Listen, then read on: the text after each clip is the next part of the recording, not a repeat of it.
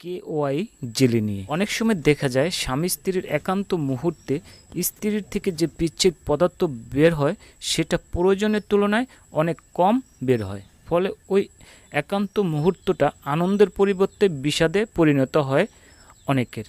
মেয়েদের অনেক ব্যথা অনুভব হয়, জ্বালাপোড়া করে। KOI জেলি ব্যবহার করে সহবাস করলে এই সমস্যা থাকে না, কারণ এই জেলি ব্যবহার করলে যৌনিপথ পিচ্ছিল হয়ে ওঠে।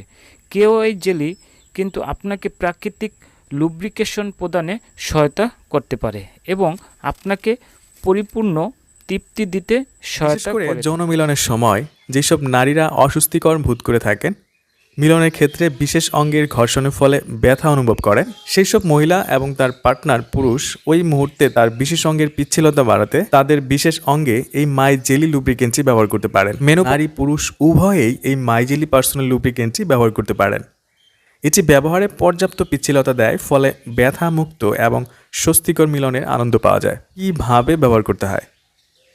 পিচ্ছিলকারক হিসেবে প্রয়োজন মতো জেল হাতে নিয়ে মিলনের ঠিক পূর্বে নারীর বিশেষ অঙ্গে এবং পুরুষের বিশেষ অঙ্গে ব্যবহার করতে হবে। শুভাকাঙ্ক্ষী আজকে আমাকে কমেন্টস করেছেন, ম্যাডাম সহবাসের জন্য KOI জেল ভালো? KOI জেলে কি কোনো জীবাণু বা সমস্যা হতে পারে? একটু জানাবেন। তো সেক্ষেত্রে যদি কোনো সময় আপনার এখানে মানে কোনো কিছু জেল টেল ব্যবহার করতে হয়, সেক্ষেত্রে আবার আপনার KOI জেলটা ব্যবহার করতে পারেন এবং আপনারা KOI জেলটা ব্যবহার করতে পারেন। আমি জাস্ট একটু দেখাই, এটার কালার আর এই ঠোঁটের কালার পুরোপুরি এক। জাস্ট একটু দেখেন, প্যাকেটের কালার আর ঠোঁটের কালার কিন্তু পুরোপুরি এক হয়ে গেছে। আমি কিন্তু 2 থেকে 3টা ইউজ করছি আর এখনও ইউজ করতেছি।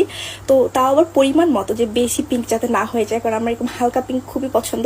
তো যারা হচ্ছে ঠোঁটটা গালটা দুইটা পারমানেন্টভাবে পিঙ্ক করতে চান, তারা সেক্সি পিঙ্কের লিপ বামটা এখনই 2 সব থেকে নিয়ে নেন। আমি জাস্ট অল্প একটু ইউজ করে দেখাই, দেখেন ঠোঁটটা কী পরিমাণে সুন্দর লাগতেছে, একদম কোরিয়ানদের মতো।